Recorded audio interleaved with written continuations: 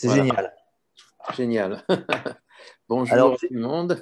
j'ai rencontré Michel en 1986. C'était hier. J'étais en train de préparer un devoir sur le monde arabe. Je suis allé voir un de mes copains qui m'a dit « Va voir Michel Gurfinkel, il va certainement beaucoup t'aider. » J'y suis allé pour une demi-heure. 2 heures plus tard, mon devoir était fait. Et depuis, nous sommes restés en contact. Donc, Michel est un grand spécialiste de géopolitique. Il a été rédacteur en chef adjoint de Valeurs Actuelles pendant des années. Aujourd'hui, qu'est-ce qui t'occupe exactement, Michel, le plus dans toutes tes différentes fonctions? Oh, c'est toujours la même chose.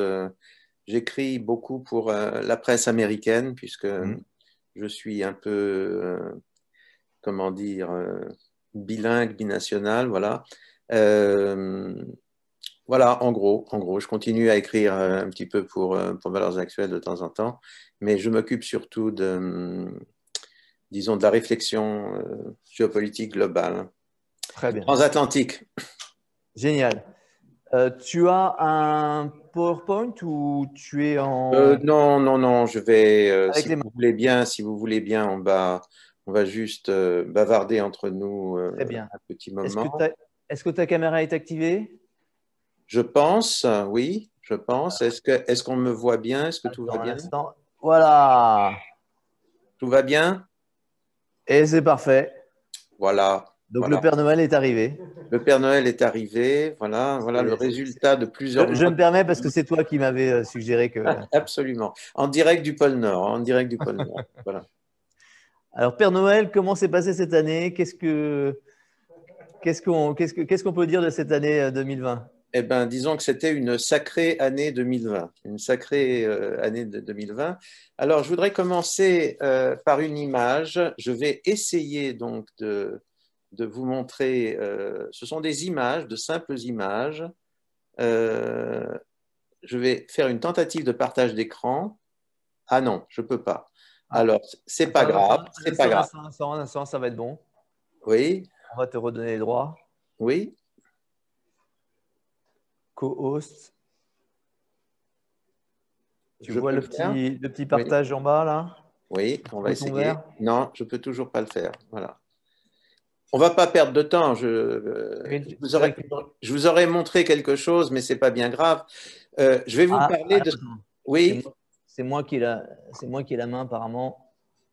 Ah Je sais bon? pas pourquoi. Hop, Michel, toc, co-host. Voilà, c'est fait.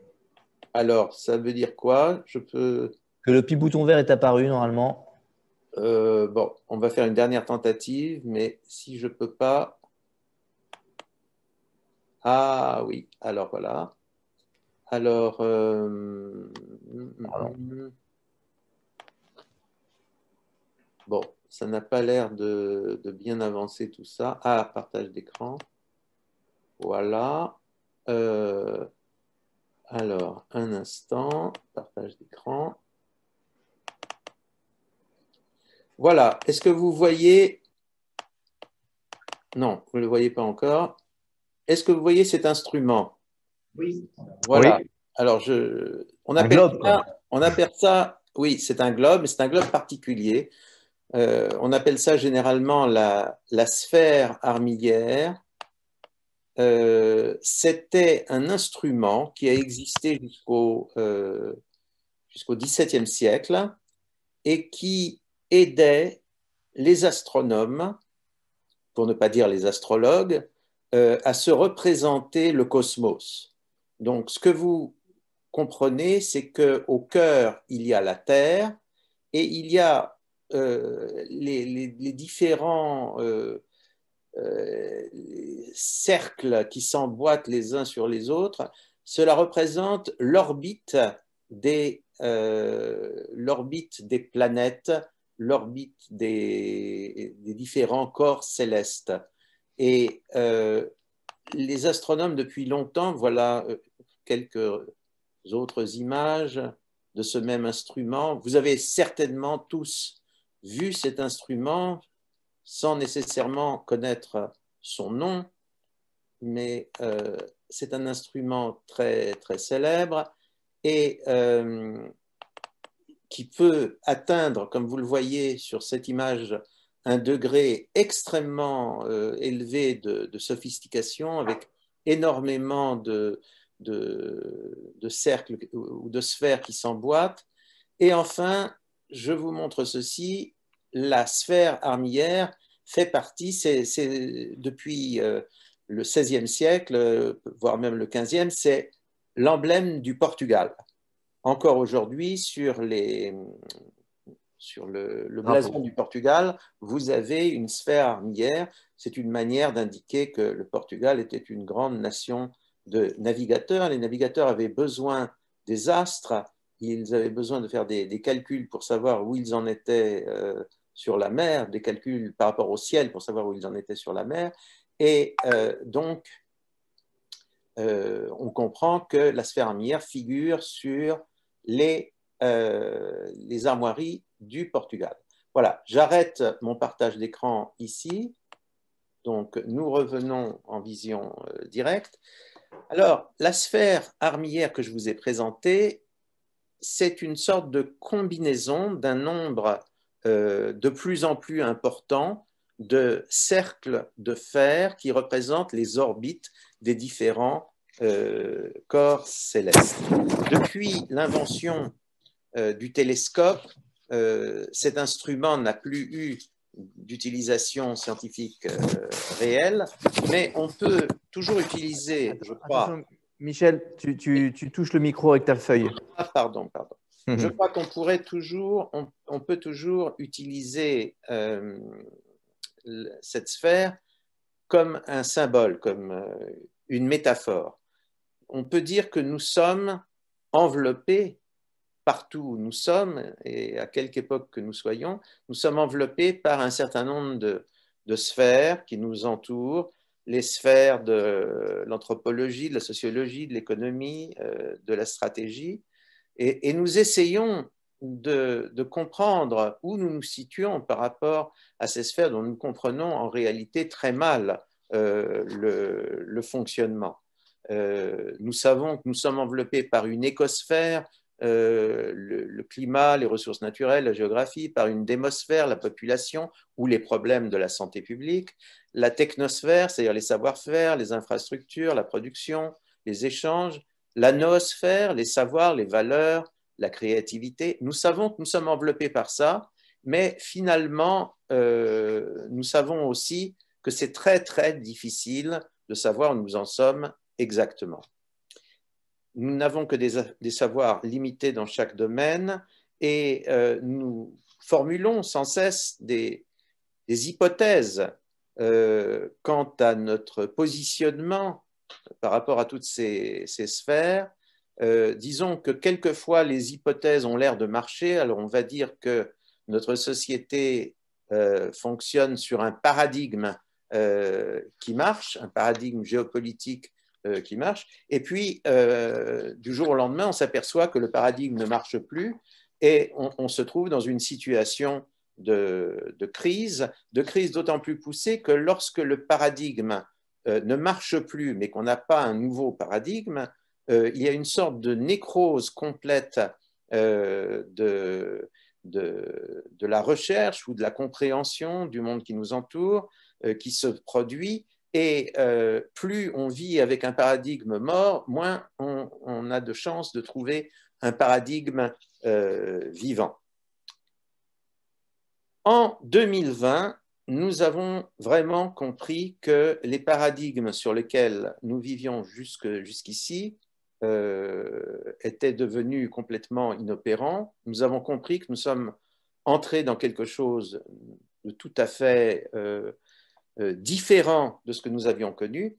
Et s'il fallait résumer d'un seul mot le changement, on peut dire que nous sommes entrés dans l'ère de la Chine. 2020, c'est l'année du virus chinois, mais c'est aussi l'année de la Chine à tous les points de vue. Nous savions que la Chine devenait de plus en plus importante dans notre monde, depuis 1980 au mieux, mais nous n'avions pas vraiment mesuré la place réelle que la Chine occupe dans ce monde.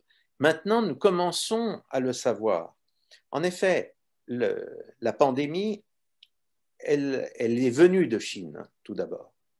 Elle est venue de Chine, et si elle s'est répandue si vite dans le monde, c'est bien entendu parce que la Chine est hyper connectée avec le reste du monde.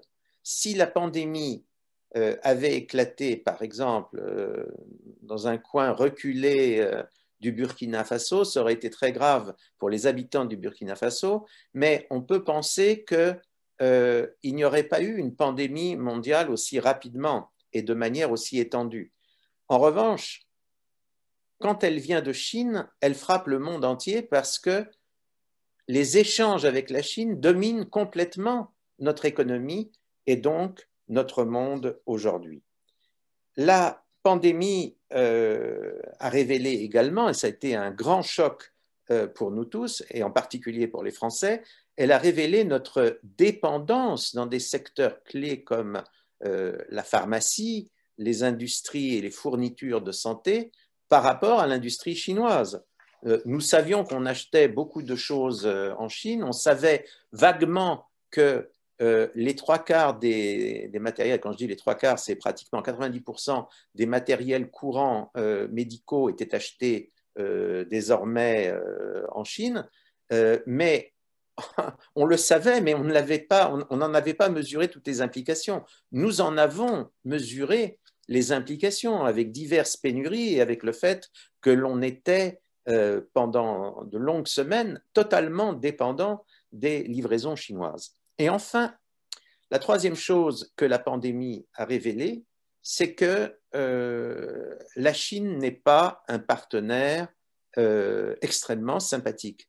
La Chine n'est pas one of us, elle ne fait pas partie de notre famille, elle a un comportement qui a été tantôt un comportement, on va dire, traître à notre égard, par exemple en essayant de cacher la pandémie pendant très longtemps, en essayant de minimiser ce qui se passait en Chine, ce qui a dissuadé beaucoup de pays, en fait la plupart des pays du monde, de prendre des mesures très tôt qui auraient peut-être pu limiter la pandémie.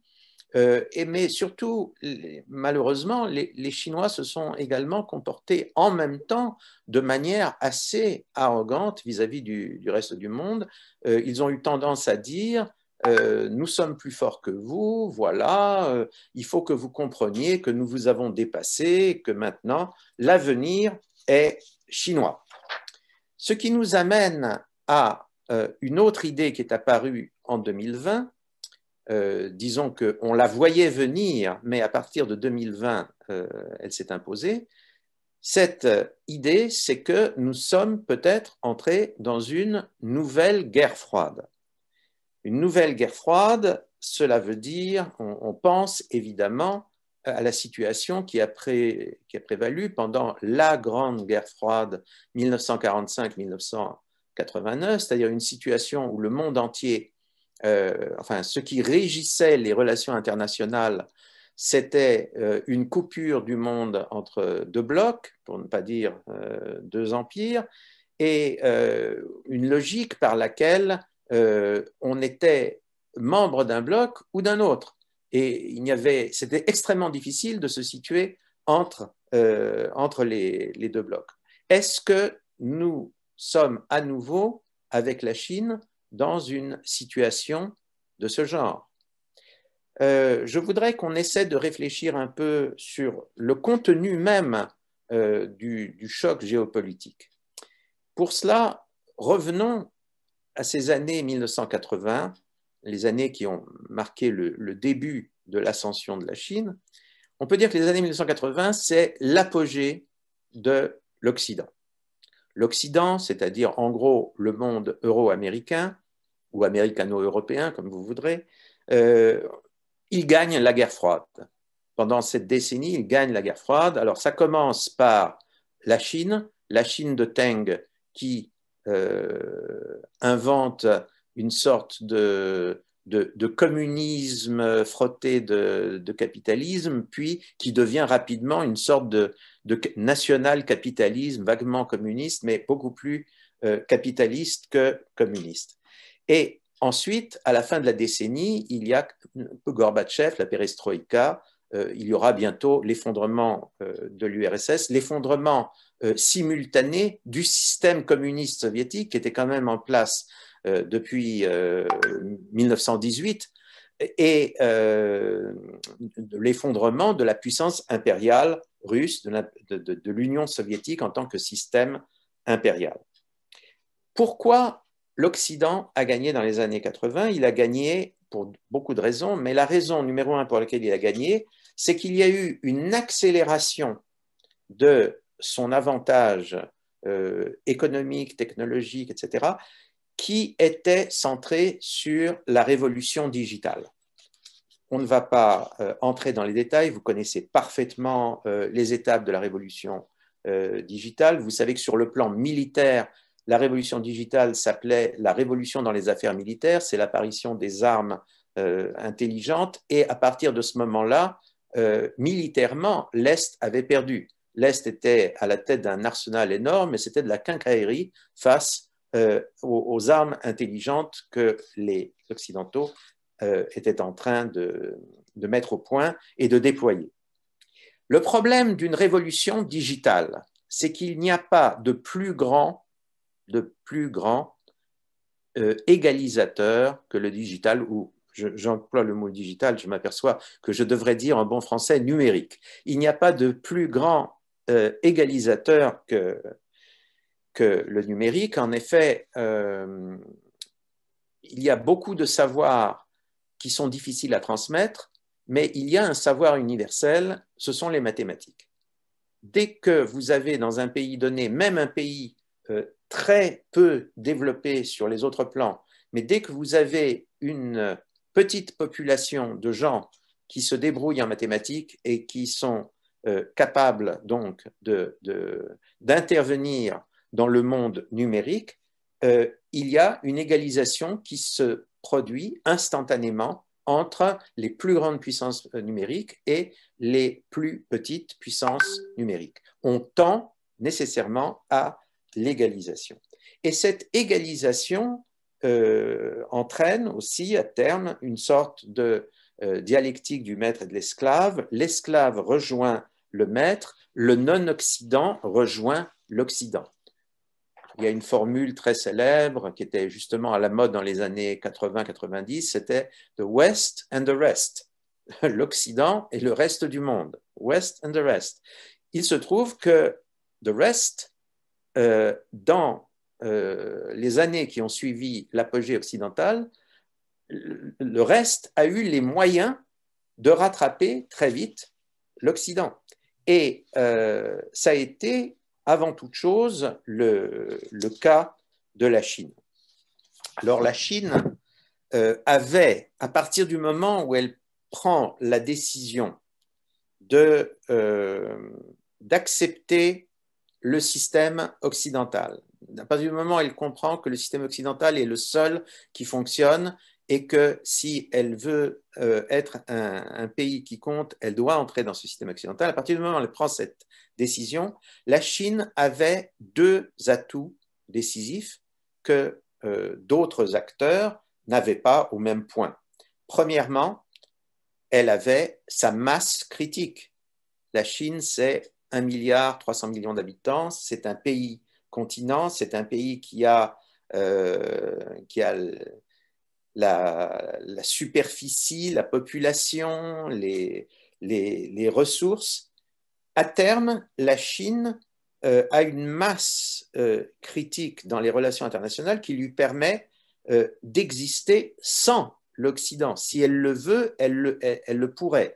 Et deuxièmement, la Chine a les moyens suffisants, la masse critique suffisante pour concurrencer l'Occident si elle le veut.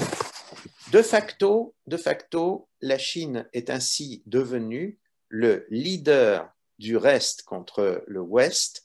elle est devenue le leader de tous ceux qui ne faisaient pas partie du monde occidental ou du monde dominé par l'Occident, ou de tous ceux qui avaient une position civilisationnelle de ressentiment vis-à-vis de l'Occident. Alors, c'est extrêmement, disons, multiforme comme ressentiment. Il y a celui des non-blancs vis-à-vis des blancs, celui des soi-disant minorités face au patriarcat, celui peut-être d'un certain islam face à la civilisation judéo-chrétienne, celui des vaincus de la guerre froide, notamment les Russes contre les vainqueurs de la guerre froide. Même les Européens, parfois, sombrent dans une forme d'anti-américanisme qui font d'eux également des chevaliers du ressentiment. Les Chinois ont construit parallèlement une extraordinaire expansion économique qui, pendant très longtemps, était du win-win avec tous leurs partenaires dans le monde, et en même temps une expansion géopolitique ou stratégique. Cela va de ce qu'on appelle l'organisation de Shanghai, c'est-à-dire une sorte d'OTAN des puissances révisionnistes anti-occidentales. Ce n'est pas aussi structuré que l'OTAN, mais ça permet tout de même beaucoup d'échanges et beaucoup de coordination stratégique entre, par exemple, les Chinois, les Russes, les Iraniens. Et puis, de manière encore plus ambitieuse, les Chinois ont monté un extraordinaire projet planétaire qu'on appelle les nouvelles routes de la soie. En fait, quand vous réfléchissez à ce que signifient ces routes de la soie, il y a des routes terrestres, mais il y a aussi des routes maritimes. On s'aperçoit que les Chinois ont tout simplement décidé d'appliquer au reste du monde et d'abord à l'Occident ce que les Occidentaux avaient fait à la Chine dans les années au 19e siècle et au début du 20e siècle, c'est-à-dire un système où on prend contrôle d'abord de toutes les voies de communication, de toutes les portes et de tous les ports, de manière à en quelque sorte, ligoter le reste du monde.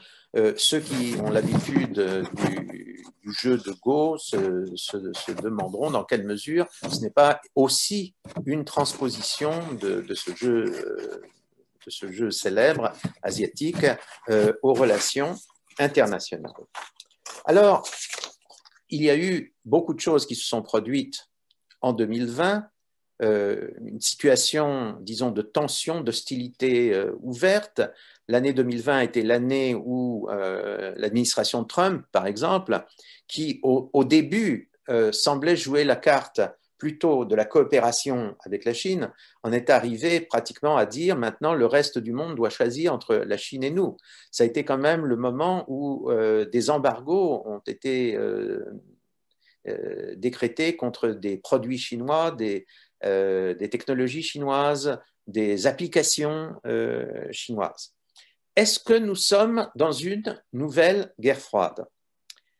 Je dirais que non, parce que la guerre froide, c'était un système complètement binaire. Il y avait l'Est et l'Ouest, et tout passait par là. Là, nous sommes dans un système multipolaire. Il y a, les pays occidentaux ne sont pas, disons, monolithiques. Il y a tout un dégradé de pays entre la Chine et les États-Unis, par exemple.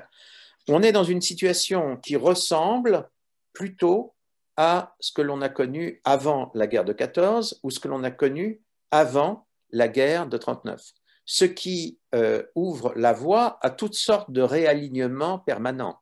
Des alliés actuels des États-Unis peuvent devenir demain des alliés de la Chine. Des alliés actuels de la Chine peuvent devenir demain à nouveau des alliés des Occidentaux. Tout est possible, rien n'est figé. Une grande incertitude, en tout cas, domine. Et ceci est une très grande différence par rapport à la guerre froide classique, Est-Ouest, qui reposait sur un certain nombre de bases, ce qu'on appelle en gros le système de Yalta, des bases extrêmement rigides. Deuxièmement, la rivalité, disons, entre la Chine et l'Amérique, la Chine et les Occidentaux, elle porte certainement sur la puissance, mais elle ne porte pas, comme pendant la guerre froide Est-Ouest, sur des modèles de société. En réalité, la société chinoise actuelle et en fait, toutes les sociétés des pays anti-occidentaux actuels sont des sociétés qui, sur beaucoup de plans, ne rejettent pas l'Occident et aspirent au contraire à être sur-occidentaux. Par exemple, à être plus riches que les Occidentaux en appliquant les méthodes de développement des Occidentaux. Ça, c'est l'ambition claire des Chinois, c'est l'ambition des Turcs, c'est l'ambition, cela pourrait être l'ambition des Iraniens, c'est l'ambition de ce pays dont on ne sait pas encore comment il évoluera, qui est a priori anti-chinois, mais qui n'est pas inféodé à l'Occident non plus, je parle de l'Inde. Donc, nous sommes dans une situation, là encore, qui est très différente de la guerre froide. Et enfin, le dernier point, c'est que on ne peut pas parler pour l'instant de nouvelle guerre froide dans la mesure où les dimensions non militaires l'emportent de très loin, pour l'instant, sur les dimensions militaires. Le but des Chinois est de dominer nos technologies et nos économies. Il n'est pas pour l'instant, d'être en mesure d'anéantir nos forces armées. Cela viendra peut-être, mais je décris simplement la situation où nous en sommes aujourd'hui. Je terminerai en disant ceci.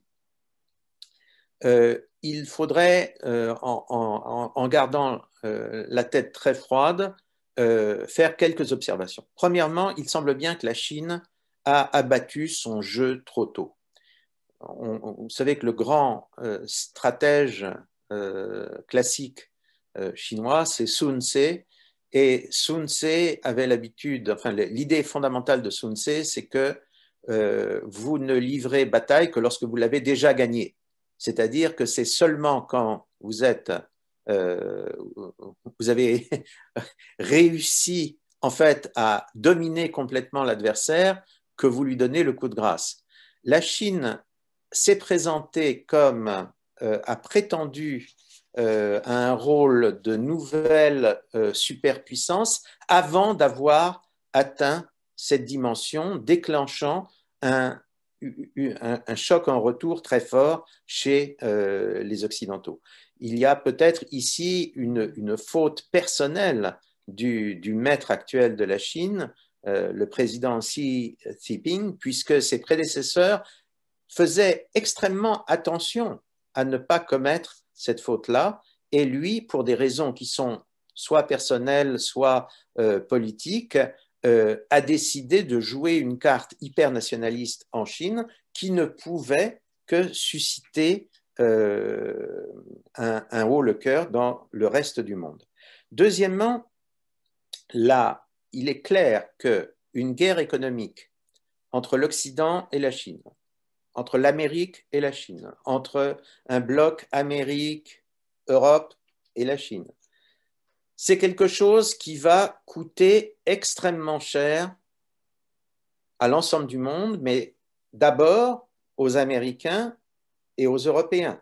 Les Américains et les Européens ont considérablement profité de la période 80-2020 qui a été une période de mondialisation et de mondialisation fondée sur en fait la participation de plus en plus forte de la Chine à l'économie mondiale.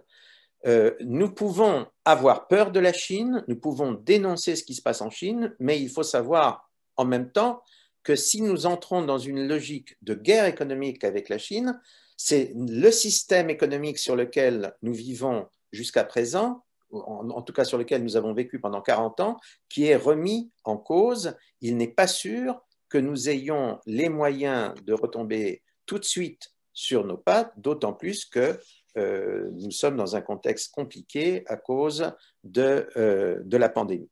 Mais une telle guerre économique peut coûter très cher à la Chine aussi, parce que la Chine, en dépit de ses atouts et en dépit de sa progression splendide pendant 40 ans, la Chine, je le répète, elle a abattu son jeu trop tôt, elle n'est pas encore arrivée à une véritable parité avec l'Occident, elle n'est pas arrivée encore, à plus forte raison, à un statut de leader, de surpuissance, l'emportant sur l'Occident. Voilà donc la situation en 2020 telle que je vous la présente, telle que je l'ai vue au cours de ces mois. Et peut-être, si vous voulez bien, peut-être que nous pouvons en discuter. Vous pouvez être d'accord, pas d'accord, ou voir les choses différemment. Je crois que nous avons quelques minutes pour discuter ensemble. Alors, est-ce que nous avons des questions dans la salle et est-ce que nous avons des questions sur le chat? Donc, dans la salle d'abord, Patrick va commencer parce qu'il aime bien. D'abord, merci Michel pour tout cela. La question que je voulais te poser, c'est maintenant qu'on a fait un Brexit, est-ce que tu penses que l'Angleterre deviendra le cheval de Troie de la Chine et que, ce qu'ils ont souvent fait, c'est-à-dire en accueillant finalement les investissements venant du monde entier, est-ce que la Chine va trouver avec le Royaume-Uni un partenaire de proximité, bien sûr, des côtes de l'Europe? C'est tout à fait une possibilité. On sait que Boris Johnson, pendant un certain temps, il a rêvé à ce que l'on appelle chez les Anglais ou chez les Américains l'anglosphère, c'est-à-dire une sorte de sphère de coprospérité économique anglo-saxonne qui réunirait en gros le Royaume-Uni, les États-Unis, ce qu'on appelait autrefois les dominions blancs anglais, le Canada, l'Australie. Bon, ça ne s'est pas fait sous Trump et il n'y a pas de raison de penser que Biden sera nécessairement acquis à cette idée. À partir de là, il est certain que les Anglais vont se poser des questions de survie économique et qu'un rôle, un jeu avec la Chine, ils le joueront. Ils le joueront probablement en donnant des garanties aux Américains et aux Européens, en leur disant « Ok, nous continuons à faire des affaires, mais ne vous inquiétez pas, mais ceci, mais cela ». Mais ce que je veux dire, autant cette question est parfaite vis-à-vis de l'Angleterre, autant il faut savoir qu'énormément de pays dans le monde, fatalement, vont se poser les mêmes questions. Il y a beaucoup de pays qui ont développé de manière considérable leurs relations avec la Chine depuis 40 ans, qui sont énormément enrichis à travers la situation de win-win qui a longtemps régné. Et ces pays se posent des problèmes, ils se disent, je ne vais peut-être pas tout donner aux Chinois, mais je vais quand même leur en donner un petit peu parce que ça va être difficile de vivre sans eux. Autre question, est-ce que vous avez le sentiment que les dirigeants politiques, avez-vous le sentiment que les dirigeants politiques européens, et en particulier français, aient bien conscience de cette rivalité actuelle, mais surtout future, avec la Chine, qui a été encore révélée à l'occasion de cette épidémie? On a vu qu'on dépendait des Chinois pour les masques, peut-être pas pour les vaccins. Il faut reposer la question, c'était pas branché. Ah, bon. Donc, je repose la question. Avez-vous le sentiment que les dirigeants politiques européens, et en particulier français, aient bien conscience de cette rivalité actuelle, certes, mais surtout future avec la Chine, qui a encore été manifestée à l'occasion de l'épidémie, lorsqu'on a vu qu'on était très dépendant de la Chine s'agissant des masques? Et est-ce que, selon vous, ces dirigeants prennent des mesures ou commencent à étudier des stratégies d'action en vue de rééquilibrer ce partenariat ou cette rivalité avec la Chine? Il est certain que les dirigeants européens ont commencé à se poser des questions sur leur relation avec la Chine depuis quelques années. En réalité, je crois que s'il y a eu un tournant, le tournant, ça a été le début des années 2010. Au début des années 2010, il s'est passé deux choses. Il s'est passé que, d'une part, les GAFA ont découvert qu'elles ne pouvaient pas entrer en Chine, que les Chinois ne les laisseraient pas entrer chez eux. Ça a été un choc considérable pour l'ensemble des acteurs économiques européens. Ils ont compris qu'ils avaient intégré la Chine, mais que la Chine ne les intégrait pas. Et puis, il y a eu un deuxième choc, je l'appellerais volontiers le choc TGV, c'est-à-dire, il s'est passé au début des années 2010, on a compris que la Chine avait commandé un TGV à la France et qu'une fois que ce TGV a été mis en place, la Chine, en fait, a copié ce TGV et a créé 10 ou 15 lignes de TGV qui couvrent complètement le territoire chinois. Ça a été le deuxième choc. Je dis le choc TGV, il y a eu beaucoup de chocs du même ordre, mais disons que celui de ces lignes à grande vitesse a été particulièrement graphique, particulièrement spectaculaire.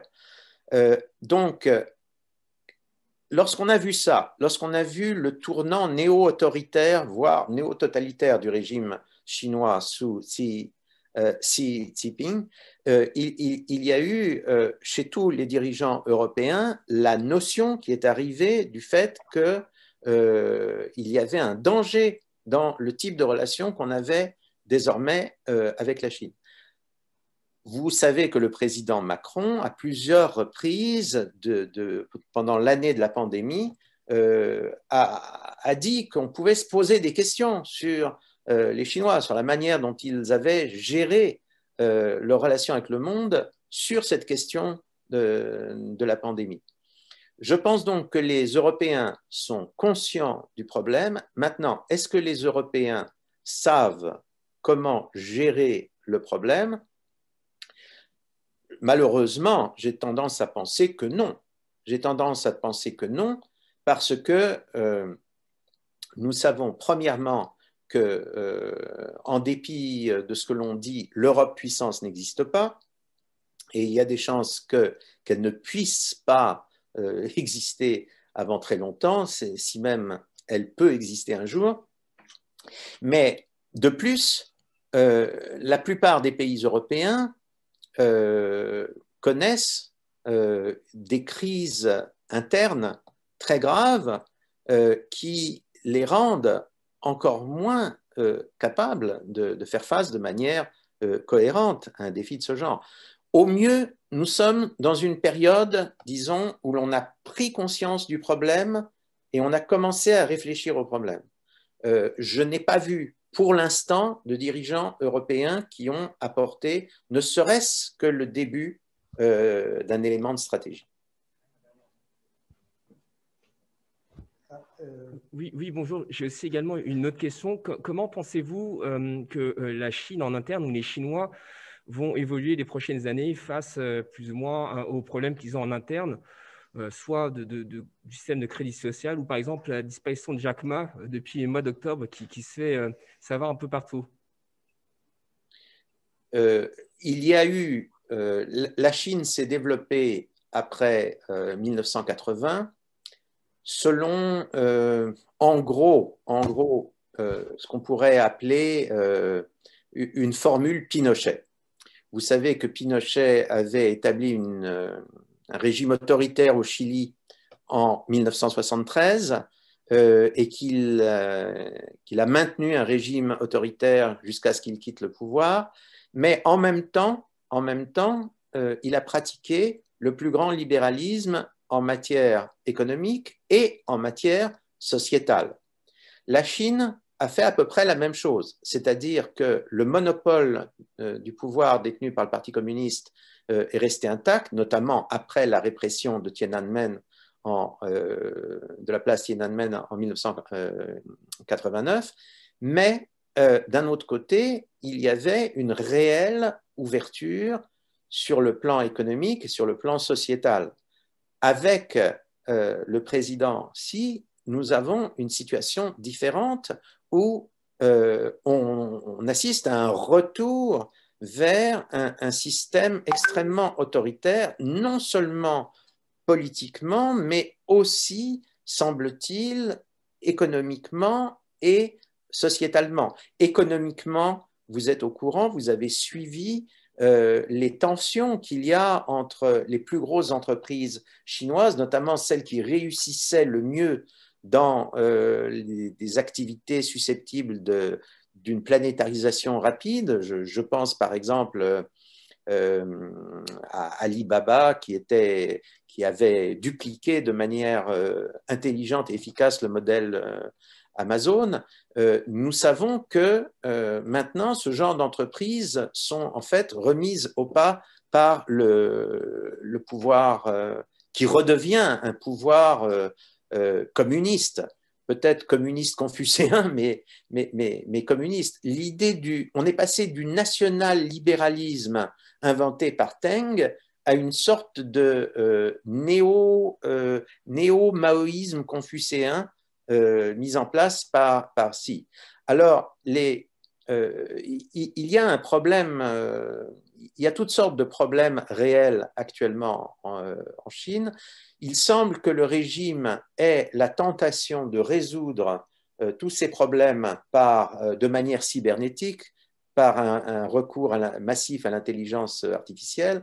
Rappelez-vous que c'était aussi le rêve